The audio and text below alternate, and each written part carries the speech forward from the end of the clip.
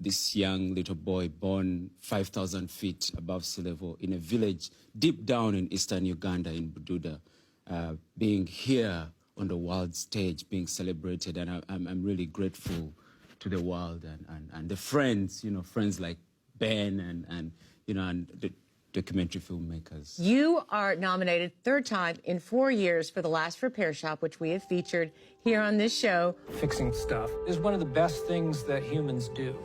How did you guys become friends? We met at another high altitude moment at Telluride Film Festival, not this past one, but the one before that. And so Moses' film was making its U.S. debut at that festival. I had a short documentary there. Here was Moses on political asylum from Uganda. Clearly this was a whole new situation. His movie had just premiered. It had just been acquired by National Geographic. Moses had a lot of questions what was going to happen, and that's how our friendship began. You were the one who let him know he was nominated. Yeah, so, it's funny. So that morning, right, it's like 5:30 in the morning. I'm there at the repair shop with all the repair people, and the feature documentary category comes up, and the first named, Bobby Wine, the people's president. And I just went ballistic. I couldn't believe it. It was, I was so thrilled for Moses. The Last Repair Shop. Yeah! And the next category was ours, so we celebrated. And maybe 5 minutes later, I said, I got to call Moses. So I FaceTime Moses, and I just assumed he would be inundated with stuff. And it rings and rings, and he picks up, and it's pitch black. And he said, hey, bro, good morning.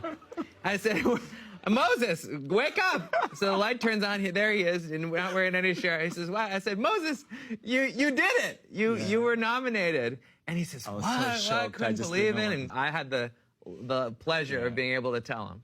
I have to know, Moses, how is Bobby Wine? How's his wife? How are his kids?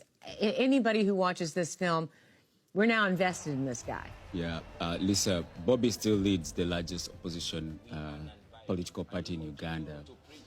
As we speak, the day of the nomination, him and his wife had been under house arrest, and their children, they had been under house arrest for a week.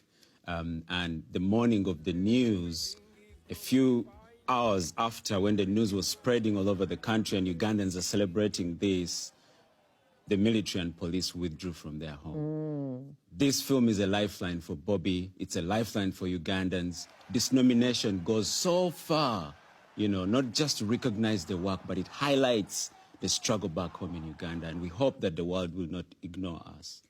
We must get our freedom or we shall die trying. Moses Blayo, we wish you all the best of luck. And of course, Ben Proud, but you too. I'd love to see both of you come home winners at the Oscars. Thank you. We'll do our best. Thank you. Thank you, Lisa. Thank you.